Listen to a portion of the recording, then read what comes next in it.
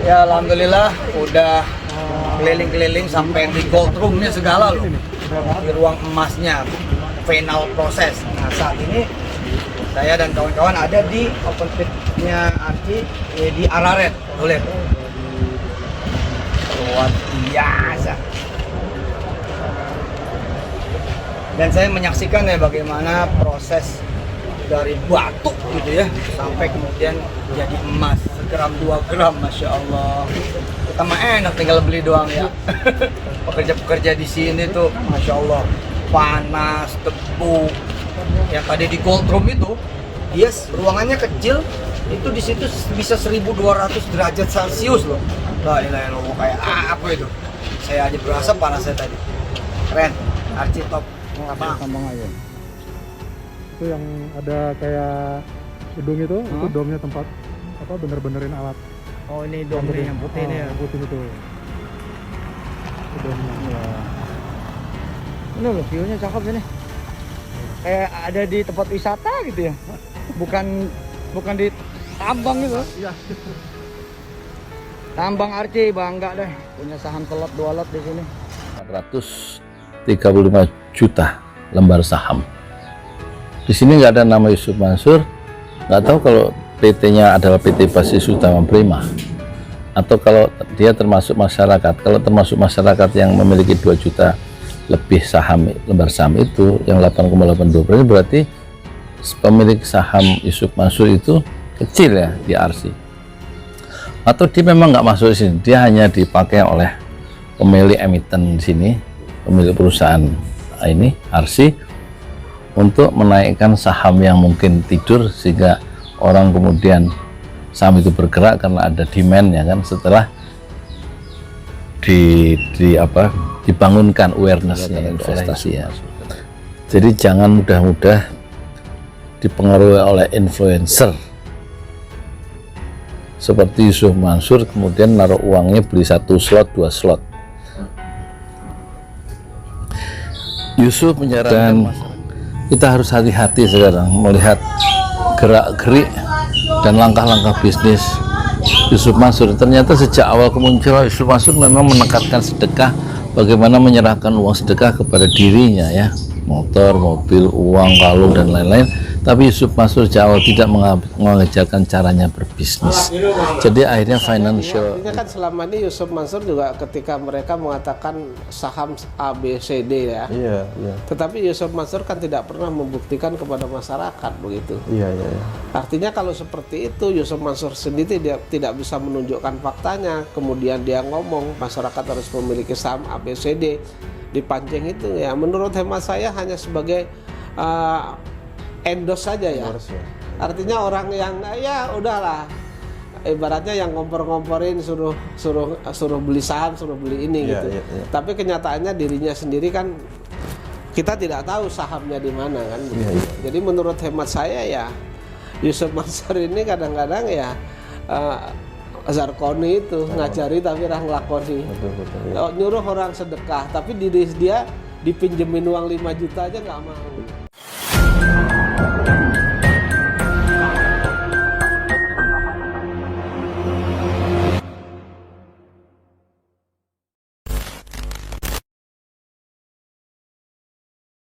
Nah, Pak Jeni, dulu dikenal ada yang namanya istilah mansurmologi, Pak. Jadi Yusuf Mansur itu seringkali di media sosialnya itu istilahnya mengedukasi masyarakat terkait dengan saham, supaya masyarakat mengenal saham atau reksadana gitu, Pak.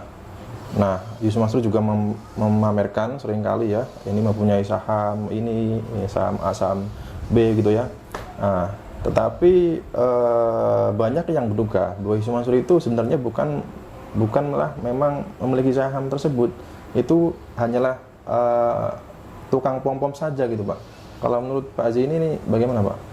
Ya bisa jadi, artinya kan selama ini Yusuf Mansur juga ketika mereka mengatakan saham A, B, C, D ya. Iya, iya. Tetapi Yusuf Mansur kan tidak pernah membuktikan kepada masyarakat begitu. Iya, iya, iya. Artinya kalau seperti itu Yusuf Mansur sendiri tidak bisa menunjukkan faktanya, kemudian dia ngomong masyarakat harus memiliki saham A, B, C, D, dipancing itu ya menurut hemat saya hanya sebagai endorse saja ya. Endorse ya.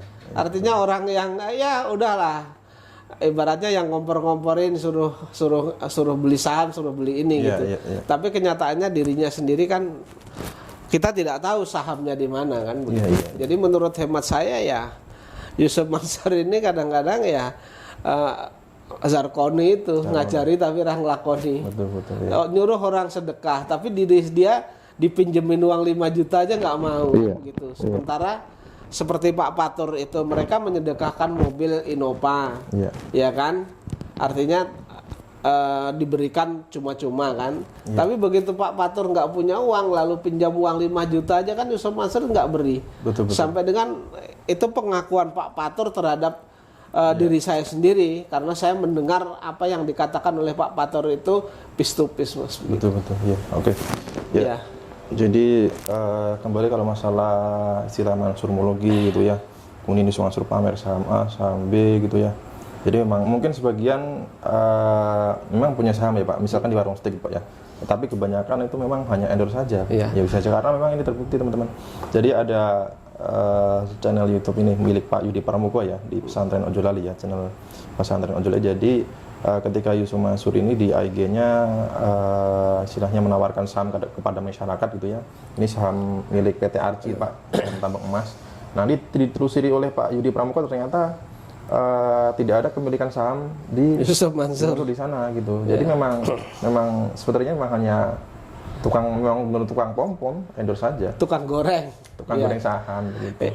Yang mungkin yang perlu menjadi catatan, perlu diketahui oleh masyarakat, Yusuf Mansur itu kan selalu mengatasnamakan untuk kepentingan kemajuan umat. Sekarang saya bertanya, bisnis Yusuf Mansur itu yang membawa kemakmuran umat, kemajuan umat yang mana? Betul. Selama ini yang ada justru sebaliknya. Artinya misalnya seperti batu bara, itu membawa kerugian uang jamaah yang cukup besar sampai dengan saat ini tidak dikembalikan. Betul. Kemudian berkaitan dengan Paitren, mitra Paitren itu ada berapa, ya kan?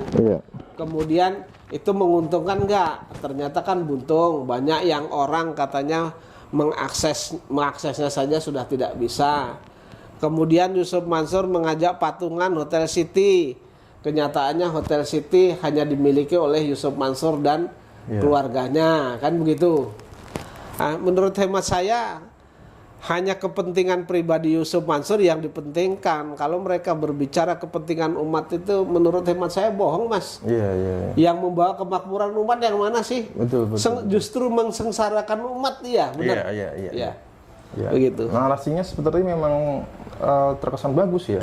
Kalimat-kalimatnya seperti misalkan mengajak masyarakat membeli Indonesia ya, kemudian membangun ekonomi Islam ya, membangun persatuan umat ya. Tetapi itu sebenarnya hanyalah modus saja untuk supaya masyarakat ini berinvestasi ke bisnis Yusuf Mansur. Modus saja itu. Waktu di JBN itu bisnis batubara kan mengatakan biar nanti uangnya juga ketimbang uangnya disimpan dan seterusnya. Kemudian kalau bisnis di bidang batubara ini akan mendapat bagian keuntungan sekian, sebagian keuntungan untuk pembangunan pondok pesantren Yusuf Mansur, untuk menghidupi para santri penghafal Al-Quran dan seterusnya. Kenyataannya zong. Jadi memang ya patutlah ini menjadi pelajaran, jangan sampai muncul korban lagi ya teman-teman. Jadi segala ucapan manis Yusuf Mansur yang terkesan setinggi langit gitu ya, itu jangan. Ada yang lupa Mas. Gitu. Jamaah Umroh Merdeka yang digagas oleh perusahaannya Yusuf Mansur. Itu kan sudah ada yang setor hampir 7.500, minimal booking seatnya 3,5 juta. Dikali hampir 7.500 itu sudah berapa duitnya? Dan itu ada yang diberangkatkan nggak sama Yusuf Mansur? Nggak ada.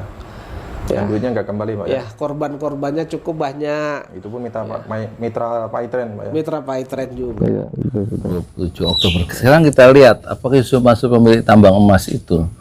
Kita cek ya di shareholders compensation efektif sampai 30 September ini. Nama shareholder yang pemilik saham dari Arsi ya, nih. Arsi itu PT Raja Wali Corpora ya, itu 85%. Kemudian PT Basis Utama Prima 6,17%.